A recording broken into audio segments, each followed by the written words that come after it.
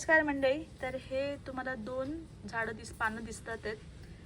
या दोन्ही ऑलमोस्ट दिसायला सेमच वाटतात ते आपल्याला. तर हे जे पान आहे हे शमीचं झाडाचं पान आहे आणि हे जे आहे हे आवळ्याचं आहे. तर तुम्हाला झाड दाखवते, बघूया, तुमच्या लक्षात येईल. दिसायला सेमच आहेत बघा पानांची ठेवण. तर हे झाड आपण बघतोय ना, हे आहे शमीचं झाड. हे बऱ्यापैकी मोठं झालं आहे. हे झाड आहे आणि याची पानं तुम्ही बघत असाल. गणपतीला शमीची पानं वाहतात. गणपतीला आवडतात शमीची पानं. दुर्वा जशा आवडतात तसं शमी देखील आवडतो.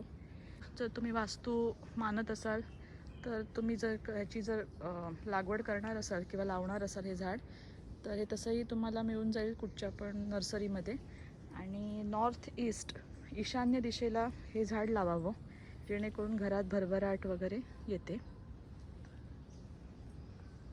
हे असं काहीसं झाड आहे. आता तुम्हाला मी आवळ्याचं झाड दाखवते. तर हे आहे आवळ्याचं झाड. ह्याची पानाची रचना बघा मोठी आहे आणि एका ह्याला एकच, म्हणजे असा हा देठ, म्हणजे काय म्हणतो आपण, एका फांदीवरती असं एकच अशा या पानांची रचना होते. आणि शमीच्या ह्याच्यामध्ये आपल्याला हे असं दिसतं, एका ह्याला 3-4 अशा आपल्याला फाटे फुटलेत. हे असं मोठं झाड आहे, दिसत आहे आवळ्याचं झाड.